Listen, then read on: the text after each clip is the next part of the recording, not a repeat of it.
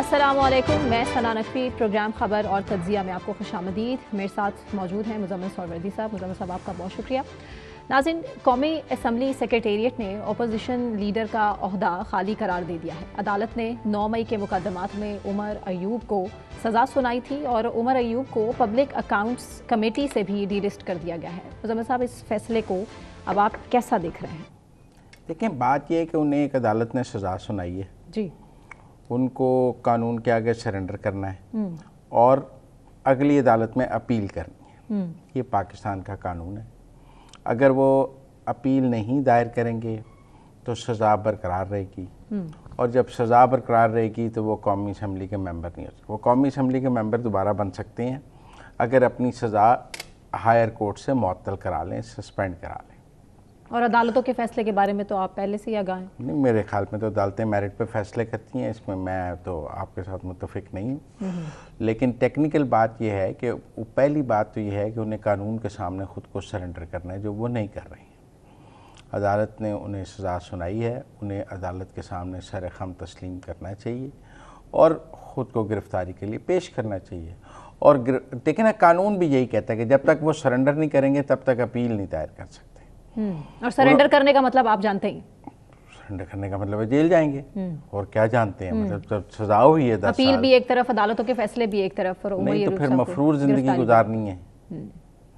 आप मेरी बात सुनिए ना, फिर मफरूर ज़िंदगी गुजारनी है। सजा तो होगी तो आपने कानून के मुताबिक अदालत से रिलीफ लेना है, आप अदालत से रिलीफ लें। अब टेक्निकल बात यह है कि वो इस वक्त सजा याफ्ता भी हैं और मफरूर भी हैं। जैसे कि तरीके इंसाफ के रहनुमाओं की एक लंबी लिस्ट आप कह सकते हैं। नहीं, लंबी लिस्ट नहीं है। जो गिरफ्तारी देंगे वो जेल में रहेंगे, और कब तक रहेंगे ये कुछ कहा नहीं जा सकता। आप गलत बात कर रही हैं। कितनी लंबी लिस्ट है? जो मफरूर है, जो अब ये जो अदालतों में है। नहीं, देखें, उन्होंने अदालतों से अपनी मफरूरी ख़त्म करानी है। आए अदालतों में पेश हो, जमानत। लेकिन आप सज़ा आपको फैसलाबाद से हुई है, अपील आप जाके पेशावर हाई कोर्ट में तो नहीं कर सकते। आपको पंजाब की अदालतों से रिलीफ लेना है, जाके आपको पंजाब में ख़ुद को सरेंडर करना है। उन्होंने पेशावर हाई कोर्ट में एक पटिशन करके ज़िमनी इंतखाब ज़रूर रुकवाया है, उमर अयूब साहब ने और शिबली फराज वगैरह ने, कि हमारी सीटों पर ज़िमनी इंतखाब ना हो। उस पर एक interim stay Peshawar high court ने ज़रूर दिया है, जिसमें इलेक्शन कमीशन को ये कहा गया है कि वो वहाँ भी ज़िमनी, ये ऐसा स्टे जमशेद दस्ती साहब ने भी हासिल किया है लाहौर हाई कोर्ट से, वहाँ भी हाई कोर्ट ने उनकी रुकनीत बहाल नहीं की। इसी तरह पेशावर हाई कोर्ट ने भी सज़ा का लदम करार नहीं दी उमर अयूब साहब की। उन्होंने उनको कहा आप मुतलका अदालत से रजू करें, सिर्फ इलेक्शन कमीशन को कहा है कि ज़िमनी इंतखाब 20 अगस्त तक रोकें। अब जो मुझे लगता है कि अगर 20 अगस्त तक उमर अयूब साहब मुतलका अदालत में पेश नहीं होते तो ज़िमनी इंतखाब का शेड्यूल रोकने का जो स्टे ऑर्डर है वो भी ख़त्म हो जाएगा। तो इसलिए मुझे ये लगता है कि या तो उमर अयूब साहब को अपने आप को कानून के हवाले करना पड़ेगा, सरेंडर करना पड़ेगा, या कौमी असम्बली की नशिस्त से हाथ धो के उन्हें मफरूर और सज़ा याफ्ता की ज़िंदगी गुजारनी होगी। दो ही चॉइसेस हैं उनके पास, तीसरी कोई चॉइस उनके पास अवेलेबल नहीं है। रियासत फैसला कर चुकी है कि तरीके इंसाफ को एक के बाद एक बड़ा धचका मिलेगा ही मिलेगा, क्योंकि 3 बड़े अहम ओहदे हैं पार्टी से वो वापस ले लिए गए हैं। अब ये सूरत हाल आपके सामने है कि ज़रताज गुल, जिनका पार्लिमानी लीडर, और अहमद चट्ठा का डेप्यूटी पार्लिमानी लीडर का ओहदा भी खाली करा लिया गया है। तो नया अपोजिशन लीडर ले आए पीटीआई की अक्सरियत तो ख़त्म नहीं हुई, अभी भी वो अपोजिशन की सबसे बड़ी जमात है। ये 3 MNAs, अगर 3 MNAs ही डी सीट हुए हैं ना, तो 3 के डी सीट होने के बाद वो सुबह असद कैसर साहब को कायदे बेख्तिलाफ नामजद कर दें, अली मोहम्मद खान साहब को कर दें, शहरियार अफरीदी को कर दें, शंदाना गुलजार को कर दें, वो बैरिस्टर गौहर साहब खुद कायदे बेख्तिलाफ बन जाए। मतलब पीटीआई अपनी जमात में से किसी को भी कायदे बेख्तिलाफ नामजद कर सकती है, किसी को भी डिप्टी पार्लिमानी लीडर नामजद कर सकती है, किसी को भी पार्लिमानी, कोई ये तो कहीं नहीं लिखा हुआ कि अगर उमर अयूब साहब कौमी असम्बली में नहीं होंगे तो कायदे बेख्तिलाफ का ओहदा खाली रहेगा। नहीं, नया आ जाएगा, पार्लिमानी लीडर भी नया आ जाएगा। तो ये कोई ऐसा बहरान तो नहीं है जिसके नतीजे में कोई पाकिस्तान की जमहूरियत स्टैंड स्टिल हो जाएगी, जिसके नतीजे में आप कहेंगे पाकिस्तान की जमहूरियत में कोई जमूद आ जाएगा। नहीं, पीटीआई को जब तक उमर अयूब साहब ख़ुद को कानून की अदालत से सुरखरू नहीं कर पाते, जब तक वो कानून की अदालत से रिलीफ नहीं हासिल कर पाते। एक नया अपोजिशन लीडर आ जाएगा इंटरिम रिलीफ में, इसमें ऐसी कौन सी मेरा मतलब है मज़े की बात मुश्किल बात हो जाएगी कि पीटीआई किसी और को तो अपोजिशन लीडर बना ही नहीं सकती। क्यों नहीं बना सकती, सारे तैयार हैं बनने के लिए, जिसको भी कहेंगे वो बन जाएगा, इसमें ऐसी कौन सी बात है। तो मुज़म्मिल साहब, तहरीक इंसाफ का मुस्तकबिल क्या देखते हैं आप? जो रियासत फैसला कर चुकी है वो, या फिर जो इमरान खान फैसला कर रहे हैं पार्टी के लिए वो? मुस्तकबिल तो आवाम ने तय करना है। मतलब अगर 5 अगस्त को लोग नहीं निकले तो इसमें ना रियासत का कसूर है ना इमरान खान का कसूर है। अच्छा, लोग नहीं निकले? हाँ, लोग नहीं निकले। लोगों के जो घरों में छापे मारे गए वो तो नहीं हुआ। लोगों के बहुत से लोग तो मस्जिदों में पनाह लेने पर भी मजबूर थे। मैं ये आप कहते हैं कि तहरीक इंसाफ की 90% मकबूलियत है पाकिस्तान में, कहते हैं ना, तो लाहौर की आबादी कितनी है? हकाइक ये कहते हैं। नहीं, लाहौर की आबादी कितनी है? 1 करोड़ से ज्यादा। तो वैसे तो अगर मैं आपकी थ्योरी पे जाऊं तो 90 लाख लोग पीटीआई के हैं। नहीं है? अच्छा, नहीं, मैं आपकी थ्योरी पे बात करता हूँ। मैं ये कहता हूँ कि 1 करोड़ का 1%, 1 लाख लोग भी अगर सड़कों पे आ जाएं तो अवामी इनकलाब आ जाएगा। ढाका में 3 लाख लोगों से आ गया, कोलंबो में भी 50,000 लोगों से आ गया। आप मेरी बात समझे, अवाम ने रिजेक्ट कर दिया है नहीं तहरीक इंसाफ को। अगर तो लाहौर की सड़कों पे आपको 50,000, मैं 1% कह रहा हूँ, आपके अवाम को झंडा तक पकड़ने की इजाजत नहीं है तहरीक इंसाफ का। कोई नहीं रोक सकता। वो एहतजाज के लिए कहाँ आएंगे? जब 1 लाख लोग सड़कों पे हों तो रियासत सरनगू हो जाती है।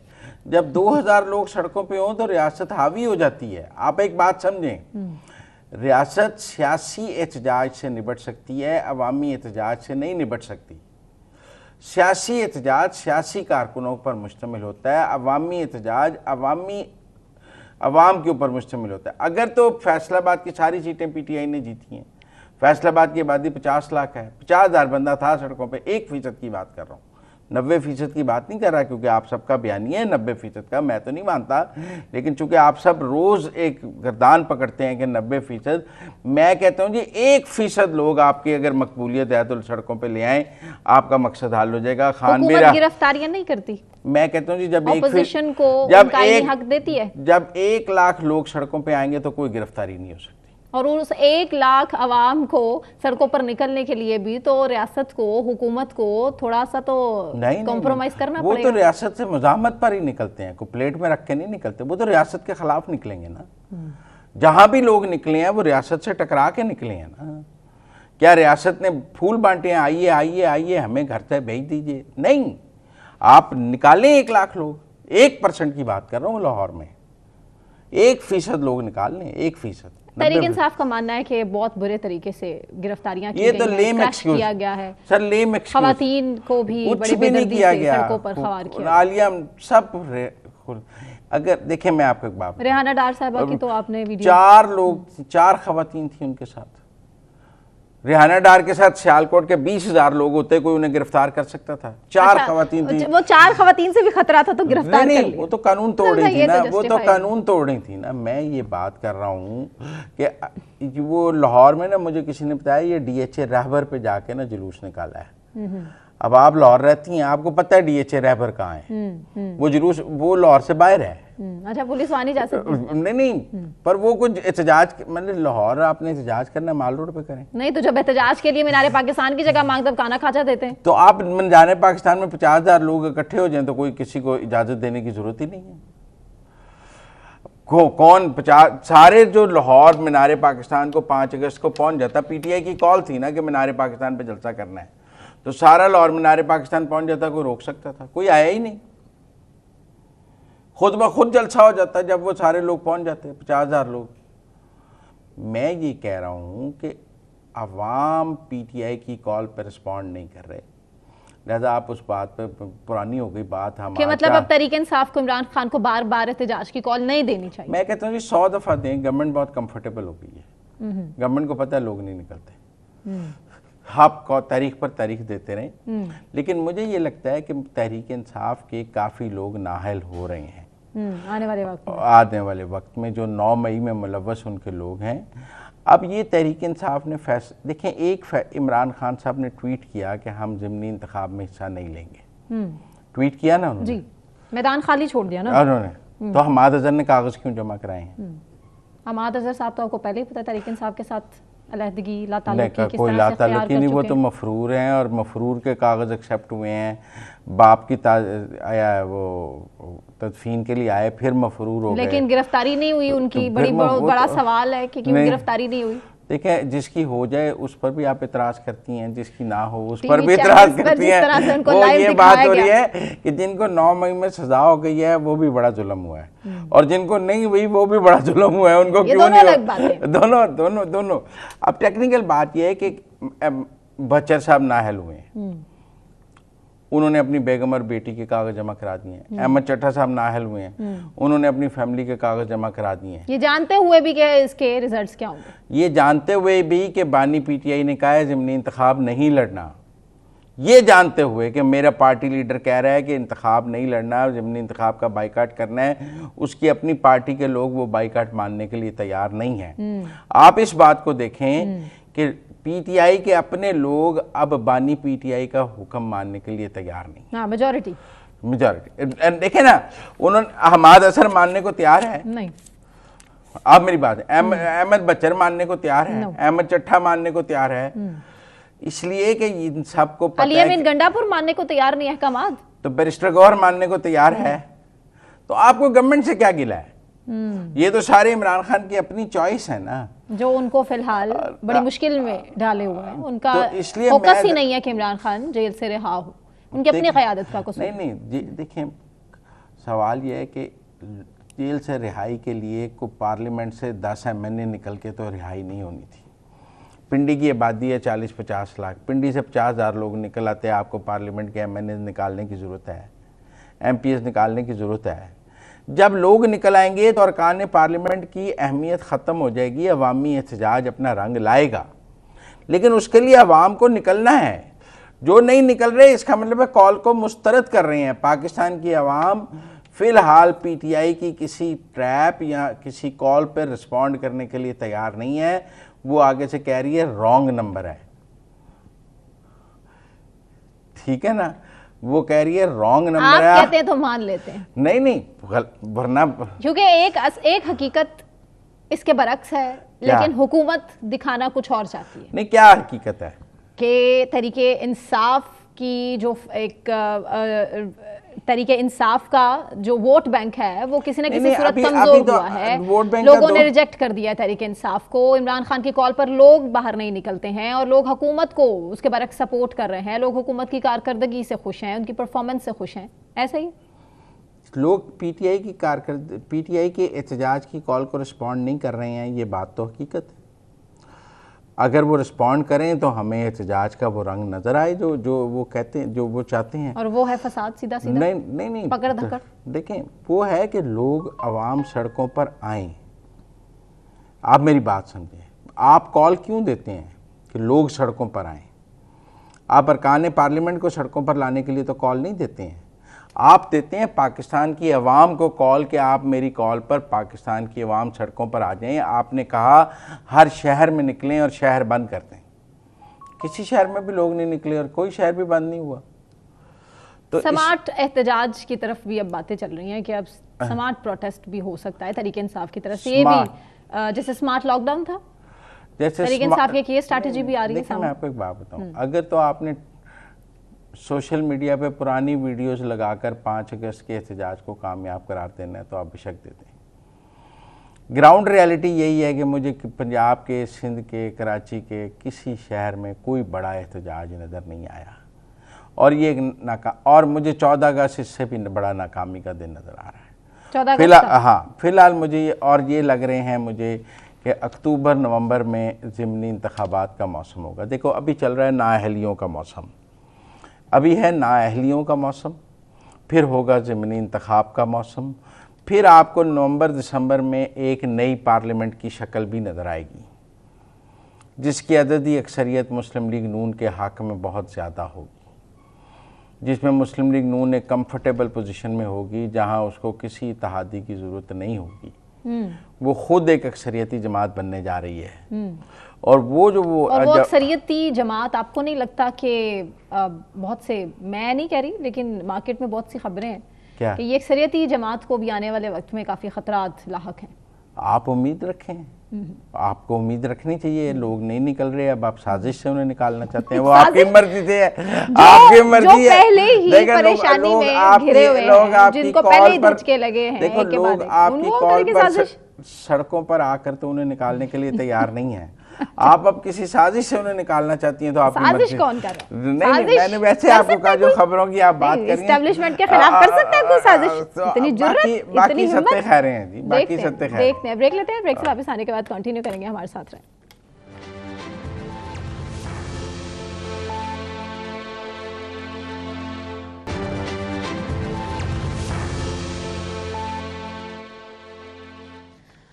वेलकम बैक नाज़रीन। मुल्की सूरत हाल सिक्योरिटी के हवाले से तशवीशनाक है, क्योंकि बाजोड़ में खारजियों का जो झूठ है वो बेनकाब हो चुका है और केपी हुकूमत की तरफ से 3 नुकात हैं जिनको सामने रखा गया है। पहला यह है कि इन खारजियों को, जिनकी ज़्यादा तादाद अफ़गानियों पर मुश्तमिल है, उनको बाहर निकालें। दूसरा यह है कि अगर कबाइल खवारजीन खुद नहीं निकल सकते तो 1 या 2 दिन दे और इलाका खाली करें। जबकि तीसरा पॉइंट यह है कि अगर दोनों ही काम नहीं किए जा सकते तो हत्तुल इम्कान हद तक जो कोलेक्ट्रल डैमेज है उससे बचा जाए। अब इस पर बात करेंगे। मुज़म्मिल साहब स्टूडियोज़ में हमारे साथ मौजूद हैं, सीनियर सहाफ़ी हैं इफ्तिखार फिरदौस साहब, उन्होंने भी हमें ज्वाइन किया है। Iftikhar, thank you so much for joining us. Muzammil साहब, ओवर टू यू। इफ्तिखार साहब, ये बाजोड़ में एक पहाड़ी है कहते हैं जिसके ऊपर टीटीपी का कब्जा है, तो पीछे अफगानिस्तान है, पहाड़ी के आगे पाकिस्तान है और वो पहाड़ी के ऊपर मौजूद हैं। कितनी तादाद है उनकी? देखिए, जो नंबर्स इस पहाड़ी के हवाले से आ रहे हैं, तकरीबन ये कोई 87 इनकी तादाद है जो इस पहाड़ी पर। और जो एरिया जिसकी आप बात कर रहे हैं, इसको मामून का एरिया कहते हैं। और जैसे आपने ठीक फरमाया बिल्कुल कि इसके पीछे जो है वो अफगानिस्तान है, कुनड़ का इलाका जो है वो यहाँ पर लगता है। और ये तकरीबन पिछले कुछ महीने डेढ़ से यहाँ पर जो है ये मूवमेंट जो है वो शुरू हो गई थी। अगर आपको याद हो तो पिछले महीने एक एडिशनल डेप्यूटी कमिश्नर को भी जो है शहीद किया गया था। उसके बाद मौलाना खानजेब को भी यहीं पर जो है वो शहीद किया गया था। तो सिचुएशन यहाँ पर काफी खराब थी। उसके बाद फिर लोग निकल आए, उन्होंने एहतजाज वगैरह जो है वो किया और फिर गवर्नमेंट को जो है ऑब्वियसली जो सबसे आसान तरीका है ब्लेम किया। तो हुकूमत के पास तो काइनेटिक्स के अलावा दूसरे ऑप्शंस नहीं थे, तो उन्होंने वहां पर जो है वो फौज भेज दी और उस इलाके को सिक्योर कर दिया। जिसके बाद एक जिरगा हुआ और जिरगे ने कहा कि भाई हम एरिया नहीं छोड़ना चाहते, यहाँ से जाना नहीं चाहते, तो हमें आप एक मौका दें, क्योंकि ये लोग जो आए हैं इनमें से लोकल्स भी हैं लेकिन इनमें फॉरेनर्स भी हैं, इसमें गैर मुल्की भी हैं, अफगानों के अलावा भी इनमें गैर मुल्की मौजूद हैं। तो वहां पर जो है ये जिरगा पिछले तकरीबन 1 हफ्ते से जो है वो जारी है और बैक एंड फोर्थ उसमें हो रहा है। लेकिन अगर आप मेरी एनालिटिकल पॉइंट ऑफ व्यू पूछते हैं तो मुझे उसमें से कोई ब्रेक थ्रू नजर वो नहीं आता और लगता है ऐसा ही है कि जिरगा अल्टीमेटली जो है वो नाकाम है। नहीं, फिर ऑपरेशन अब वो बाजोड़ शहरी इलाकों में भी आ गए हैं या सिर्फ पहाड़ी तक महदूद है? देखिए, जो डिमांड थी जिरगे की वो ये था कि आप सारे के सारे जो है वो एक जगह पर इकट्ठे हो जाए, उसके बाद फिर जो है आपसे कोई बातचीत वगैरह होगी, तो उस पर तो वो नहीं माने। तकरीबन 12 ऐसे जगहें जो है पूरे बाजोड़ डिस्ट्रिक्ट के अंदर गिनवाई गई जिसके अंदर इनकी प्रेजेंस थी। तो जिरगे ने उनको जो आपने डिमांड्स दी वो दी, वो उसके बाद फिर नेगोशिएशंस उसमें जारी रही। डिमांड्स उनकी तरफ से भी आई हैं, ऐसा नहीं कि सिर्फ जिरगे की डिमांड्स थी, और वो बाकायदा तौर पर हुकूमत की सतह को उस पर आगाह कर दिया गया। लेकिन अल्टीमेटली ऑप्शन यही निकलेगा, क्योंकि लोकल जो पीस मैकेनिज्म था उसको एक चांस दिया गया, क्योंकि ये लोग जो हैं, जो टेररिस्ट हैं, ये सिविल पॉपुलेशन के अंदर जो है वो घुसेंगे और लोग अपना इलाका खाली नहीं करना चाहते। That's the problem. और यहाँ तक कि इस दर्जे तक के जो सिक्योरिटी फोर्सेस हैं उन्होंने उनको कहा कि आप अपने घर बार छोड़ दें और हम यहाँ पर ऑपरेशन करते हैं, हम आपको जो है वो चाय पिलाते हैं, खाना देंगे, फिर चाय देंगे, शाम के बाद आप अपने घरों को वापस लौट जाएं, एरिया को क्लियर कर देंगे। लेकिन इस पर भी जो है कोई रजामंदी नहीं। उसके बाद ये जिरगे का जो है फैसला हुआ कि चले ठीक है, आप भी अपनी एक कोशिश कर दें ताकि कोलेटरल डैमेज ना हो और लोगों के घरों को जो है वो कोई नुकसान ना हो। लेकिन ये बात अभी तक जो है वो क्लैरिटी के साथ सामने नहीं है, क्योंकि जिरगे में बैक एंड फोर्थ हो रहा है। उसकी पब्लिक नॉलेज तो जो है वो कम है, क्योंकि जिरगे ने पहले तस्वीरें लाना जो है वो बाहर छोड़ दी, फिर पब्लिक स्टेटमेंट्स देना जो है वो छोड़ दी। लेकिन अब जो सूरत हाल वहां पे बनती हुई जा रही है, उसके अंदर जो डिमांड्स आई हैं वो ऐसी अजीब हैं कि मेरे ख्याल में कोई भी स्टेट जो है वो उनको एक्सेप्ट नहीं करेगा। मसलन वो क्या डिमांड कर रही हैं? देखिए, 3 ऐसी डिमांड्स जो है वो सामने आई हैं। एक तो ये कि लाइक वापसी, तो उन्होंने कहा है कि हम वापस नहीं जाने वाले, ये तो बहुत क्लियर है। ये हमारा इलाका है, हम यहाँ पे आए हैं, हम वापस जाने के लिए नहीं आए। पर ये पिछले लाइक 5-6 दिन के अंदर ये फैसला तो हो गया था कि अब वापस नहीं जाने वाले। अब जो 3 डिमांड्स आई हैं जिन पर डेडलॉक है, उसमें एक ये है कि मलकंड डिवीजन समेत कबायली अजला के अंदर आप जो है वो शरिया का निफाज जो है वो कर दें, और शरिया भी उस टाइप की जिस तरह की वो चाहते हैं। दूसरा जो है उसमें यह है कि आप जो है हमसे बशमूल सिक्योरिटी फोर्सेस और पाकिस्तान यानी पाक फौज बशमूल बाकी सारे जो गवर्नमेंट इंस्टीट्यूशन है वो हमसे माफी भी मांगे कि हमारे खिलाफ जो ऑपरेशन जो है वो की गई है। और तीसरा ये कि हम अमर बिल मारूफ व नही अनिल मुनकर, जैसे अफगानिस्तान के अंदर तालिबान ने एक फोर्स बनाई है जो शरिया को इम्प्लीमेंट करती है इलाके के अंदर, वो हम बनाएंगे और आप हमें नॉमिनेट करेंगे कि हम इस एरिया के अंदर जो है वो गश्त करें। इसके अलावा भी जो डिमांड जो है वो आई है वो ये है कि फौज जो है वो कॉन्वॉय की शक्ल में नहीं घूमेगी, हम भी कॉन्वॉय की शक्ल में नहीं घूमेंगे, और फौज के लिए जो खाने के राशंस की सप्लाई जाएंगे उसको जो है जरगा मैंडेटेड होगा कि वो चेक करे कि इसमें असलहा वगैरह जो है वो ना जाए। एंड मल्टीपल ऐसी चीजें कि जो एक पैरेलल स्टेट सिस्टम को जो है वो सपोर्ट करती है। तो आई डोंट नो कि जरगा उसको रिजॉल्व कैसे करेगा। मेरे ख्याल में तो सिर्फ एक लोकल मैकेनिज्म को एक चांस दिया गया कि वो अपनी जो है कोशिश करे, क्योंकि लोग इलाका नहीं छोड़ने चाहते थे, that's why they were given a chance. लेकिन इस तरह की शराइत जो है वो सामने आना मेरे ख्याल में जरगे के मैंडेट से भी बाहर है, बल्कि प्रोविंशियल गवर्नमेंट के मैंडेट से भी बाहर। और ये भी तो हो सकता है वो वापस अफगानिस्तान क्यों नहीं जाना चाहते? मतलब अगर लड़ाई होगी तो उनका तो सेफ हेवन अफगानिस्तान ही है। देखिए, हम उसमें से लोकल्स हैं, बल्कि इस एक बात के ऊपर जो है वो कुछ ना कुछ फिर भी जो है वो टाल मटोल करके कोई बात सामने आई थी कि इनके साथ जो फॉरेनर्स हैं उनको सेफ पैसेज जो है वो दिया जाए ताकि वो अफगानिस्तान जो है वो वापस जो है वो चले जाएं। लेकिन जो लोकल्स हैं वहाँ के, वो कहते हैं कि ये तो हमारी सरजमीन है, हम यहाँ से वापस नहीं जाने वाले, अलबत्ता आप सिक्योरिटी फोर्सेस को कह दें कि वो यहाँ से चले जाए। तो वो डेडलॉक की तरफ ही जरगा है और उसमें बहुत सारी बातें आगे पीछे हो रही हैं। लेकिन अगर इस किस्म की बातें जो अभी आई हैं सामने आज शाम को ही, तो मेरा नहीं ख्याल कि उसके अंदर कोई ज्यादा पेशरफ के जो है वो चांसेस। पीछे अफगानिस्तान ने कोई बॉर्डर बंद भी किया है कि ये वापस ना जा सकें, कि पीछे खुला है? पीछे सप्लाई खुली है, पीछे सब कुछ खुला है। इनिशियल टाइम के अंदर जो है सिक्योरिटी फोर्सेस ने वो सारे रूट्स जो है वो बंद कर दिए थे जो अफगानिस्तान तक जा सकते थे। अगर मैं जियोग्राफिकली अल्फाज में इस एरिया का नक्शा जो है वो खींच सकूं, तो ये एक जो है पहाड़ है सोनेगढ़, ये उसका कॉलर है, यानी बिल्कुल पहाड़ के अंदर एक कॉलर है जिसके पीछे फिर अफगानिस्तान है। तो इसके तीनों रूट्स जो अफगानिस्तान को जाते हैं और जो साइडों से हैं वो सिक्योरिटी फोर्सेस ने जो है इस टाइम पर उसको सराउंड किया हुआ है, और नीचे जो इसकी सड़क जाती है उसके ऊपर भी अपने आप को कंसोलिडेट कर दिया है, क्योंकि इस सड़क के जो मेजर प्रॉब्लम था वो इस सड़क पे खड़े होकर जो है वो चेकिंग भी कर रहे थे, लोगों के आईडी कार्ड भी ले रहे थे, और ऑब्वियसली उसमें भत्ता और बाकी धमकियों वगैरह की डिमांड्स भी जो है वो शुरू थे।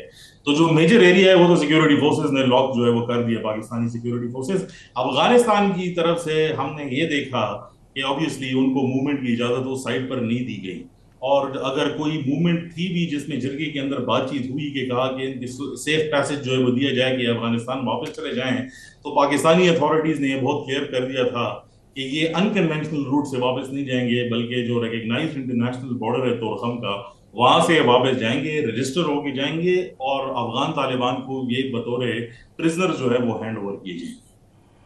अच्छा, तो अब फिर इफ्तिखार फिरदौस का तो आइडिया ये है कि अगले 3 दिनों में ऑपरेशन हो जाएगा, जो मैं आपकी बात समझाऊं।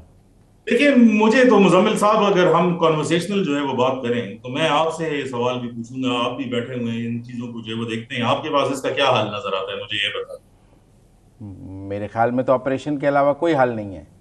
I don't think so. सिर्फ ये सारी चीज को चांस इसलिए दिया गया था ताकि कोलैटरल डैमेज ना हो, बाद में ये लोग ना कहें कि कोई उस फायरिंग की जिद में आ गया था।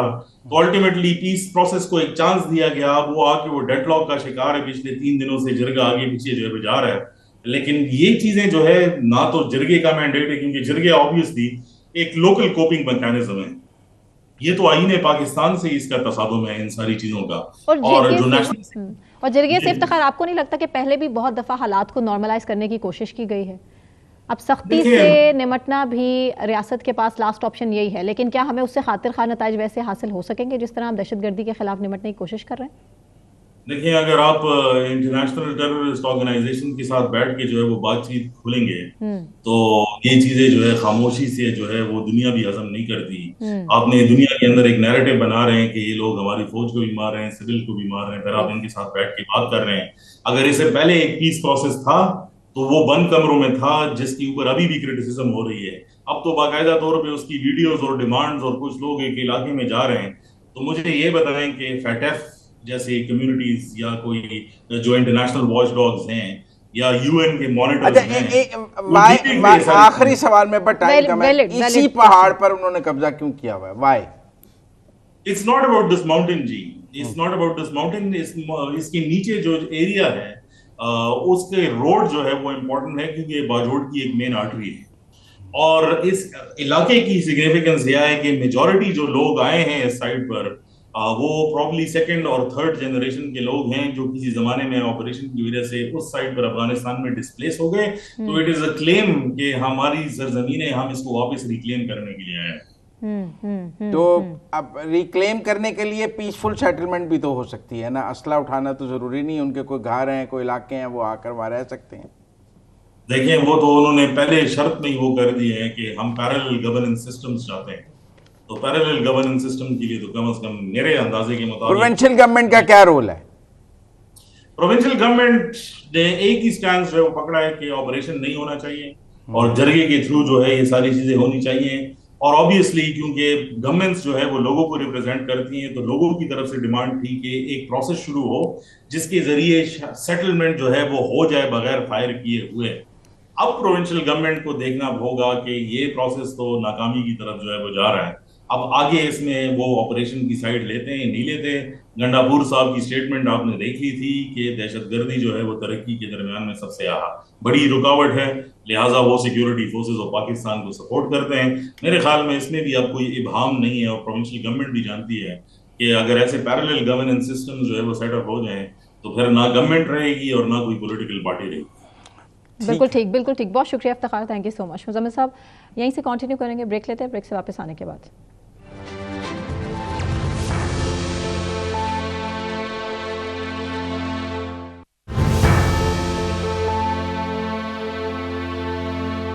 Welcome back. बात इसराइल के हवाले से। इसराइल की सिक्योरिटी काबीना ने गज़ा शहर पर कब्ज़े की मंजूरी दे दी है और ये ख़बरें बड़ी तेज़ी से गर्दिश की, लेकिन हमास की जानिब से फ़ौरी तरदीद आ गई और हमास ने इसराइली वज़ीर-ए-आज़म नेतन्याहू की जानिब से गज़ा पर मुकम्मल कंट्रोल के बयान को सख्ती से मुस्तरद कर दिया है।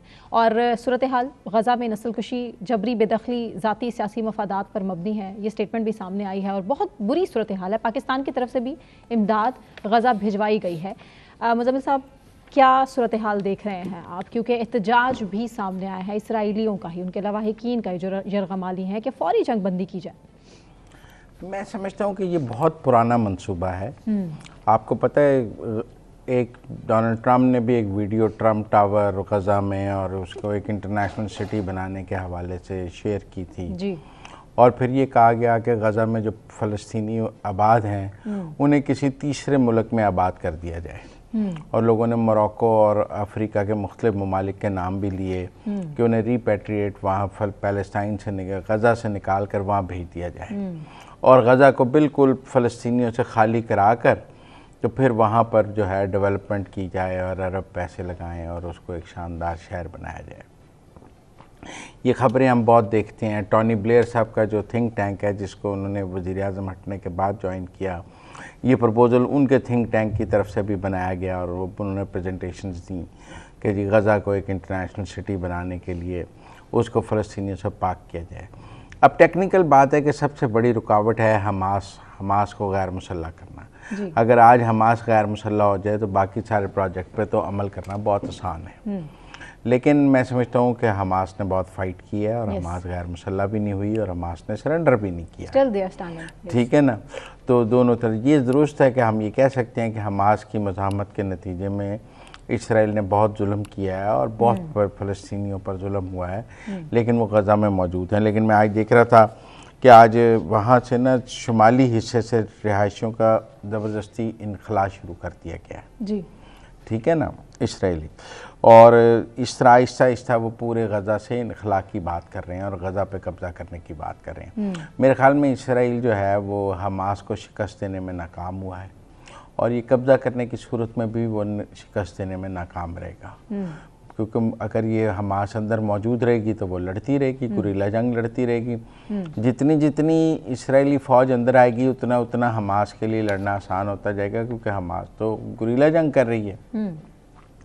लेकिन बहरहाल पूरी दुनिया इसकी मजम्मत करे लेकिन अमेरिका उनके साथ है, लिहाजा वही होगा जो वो अमेरिका चाह रहा है। लेकिन इसराइल पर जो टर्की का दबाव है, दीगर कोई दबाव नहीं, टर्की ने कोई इसराइल के साथ सफारती ताल्लुकात ख़त्म कर दिए।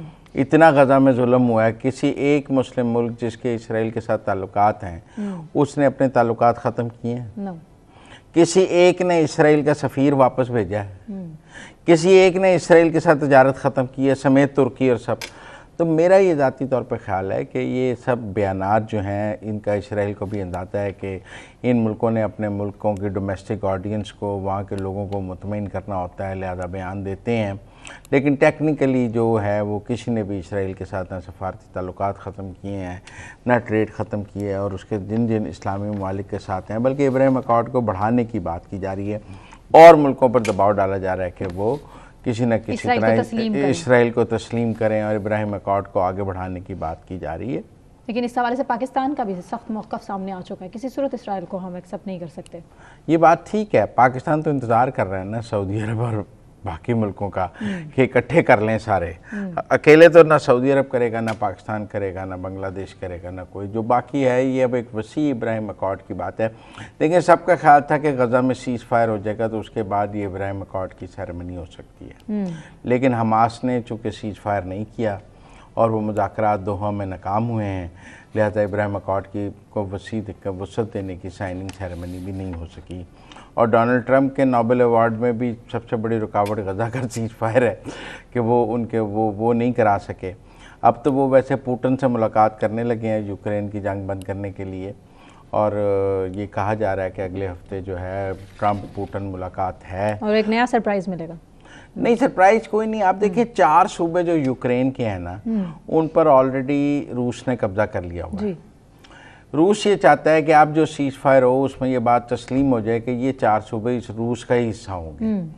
उनमें मिनरल्स भी हैं, काफ़ी कुछ है, तो रूस उनको अपने अंदर एनेक्स करना चाहता है। 2 सूबों का उसने रेफरेंडम भी कराया हुआ है। अगर अमेरिका के साथ यूक्रेन के वो 4 सूबे अमेरिका भी मान लेता है कि रूस के पास रहेंगे और यूक्रेन को यूरोपीय यूनियन में नहीं शामिल किया जाएगा, गैर जानिबदार रहेगा, तो अब एक कमज़ोर यूक्रेन छोड़ देगा अमेरिका, और ये मेरे ख्याल में पुतिन की फतह होगी। मतलब टेक्निकल बात हुई है कि अब जो सीज फायर होगा वो पुतिन की शराइत पे, एग्जैक्टली जो डैमेज था वो तो हो गया। जो यूक्रेन की या अमेरिका की शराइत पे तो सीज फायर नहीं हो रहा। अमेरिका जंग ख़त्म करना चाहता है, लेकिन जंग ख़त्म रूस की पुतिन की शराइत पे होगी। पुतिन के पास जो यूक्रेन के इलाके हैं पुतिन उनको रखेगा, और वो बहुत अच्छे इलाके हैं, उनमें बहुत मिनरल्स हैं, उनमें काफ़ी कुछ है, वेल्थ है, और वो रूस ने अपने साथ शामिल कर लिए हैं। फिर ये ऐलान भी कहा जा रहा है कि आएगा कि यूरोप की तरफ से कि हम यूक्रेन को यूरोपियन यूनियन में नहीं शामिल करेंगे, और ये ऐलान भी आएगा कि यूक्रेन गैर जानिबदार रहेगा, यूरोप के साथ नहीं जाएगा। फिर पुतिन की यूरोप को गैस और ऑयल की सप्लाई जो है वो बहाल हो जाएगी। तो things are in favour of Putin. मैं ये कहूँगा कि अगर ये पुतिन ट्रम्प मुलाकात है, उसमें जो भी एग्रीमेंट होगा वो पुतिन की शराइत पे होगा। मुझे नहीं लगता वो एग्रीमेंट कोई ट्रंप की शराइत पे हो या यूक्रेन की शराइत पे हो या ज़ेलेंस्की की शराइत पे हो। अमेरिका जो है वो यूक्रेन से जान छुड़ाना चाहता है, जैसे एक वक्त में वो अफ़गानिस्तान से जान छुड़ाना चाहता था, यहाँ से रातों रात चला गया। अब वो यूक्रेन से जान छुड़ाना चाहता है, और ये अमेरिकन स्टाइल है कि जब वो ले ऑफ करने लगते हैं वो बहुत बुरी तरह ले ऑफ करते हैं जी। उन्होंने ले ऑफ करना है यूक्रेन को, और यूक्रेन को ले ऑफ करने के लिए वो ट्रंप की पुतिन की शराइत पे यूक्रेन को कोई दूसरी ऑप्शन नहीं बचेगी उनके पास। बिल्कुल सूरत हाल हमारे सामने है। लेकिन मुज़म्मिल साहब, जो पाकिस्तान की तरफ से गज़ा की तरफ इमदाद भेजी गई है, क्या गज़ा के लोगों तक वो इमदाद पहुँचेगी भी? नहीं, मुझे नहीं लगता सारी पहुँच सकेगी, क्योंकि अब फिर ये इमदाद तो भेजी गई जब इसराइल ने इमदाद को भेजने की इजाज़त दी। पहले तो उन्होंने कहा था सिर्फ जहाज से गिरा लें, फिर उन्होंने ज़मीनी रास्तों से इजाज़त दी। लेकिन कल का जो इसराइल की सिक्योरिटी काबीना का है और उसके बाद अगर कोई फौजी ऑपरेशन या बमबारी दोबारा शुरू होती है, मुझे लगता है इसराइल दोबारा रास्ते बंद कर देगा। इसराइल ये चाहता है कुछ लोग उसके फौजी ऑपरेशन के खौफ से छोड़ दें गज़ा, कुछ भूख के खौफ से गज़ा छोड़ दें, कुछ लड़ाई के खौफ से गज़ा छोड़ दें। लोग गज़ा छोड़ने पर जो है वो तैयार हो जाएं और फिर सैकड़ों हज़ारों लोगों को, जितने भी लोग वहाँ हैं, उनको वहाँ से जहाज़ों में भर भर के किसी तीसरे मुल्क में आबाद किया जाए। और ये पहली दफ़ा नहीं होगा फ़लस्तीनियों के साथ, ऐसा पहले भी हो चुका है। तो मेरे ख्याल में चूँकि पहले जो हुआ है उनसे वादे पूरे नहीं हुए, जैसे अभी बहुत सारे अफ़गानी जो नेटो फोर्सेस के साथ और अमेरिका के साथ काम कर रहे थे, जिनसे अमेरिकी वीज़ों और यूरोप के वीज़ों की वादे हुए थे, वो पूरे नहीं हुए हैं और वो लोग अफ़गानिस्तान में फंस गए हैं और वहाँ तालिबान के रहमो करम पे हैं। अमेरिका ने उनको वीज़ा ही नहीं दिया। तो मुझे फ़लस्तीनियों को साथ भी माजी में ऐसा होता रहा, लिहाजा लोग गज़ा नहीं छोड़ना चाहते हैं, लोग गज़ा में बैठे रहना चाहते हैं। इतनी तबाही के बावजूद लोग गज़ा छोड़ने के लिए तैयार नहीं और गज़ा के लोगों ने मज़ाहमत की एक नई मिसाल कायम की और जबरी कहत के नतीजे में 102 फ़लस्तीनी मज़ीद शहीद हो गए हैं। बड़ी रोज़ाना ऐसी खबरें आ रही हैं, बहुत तकलीफ दे सूरत हाल है। मुज़म्मिल साहब बहुत शुक्रिया आपका। इसी के साथ मुझे सना नकवी को भी इजाज़त दीजिए। अपना बहुत ख्याल रखिए। अल्लाह हाफ़िज़।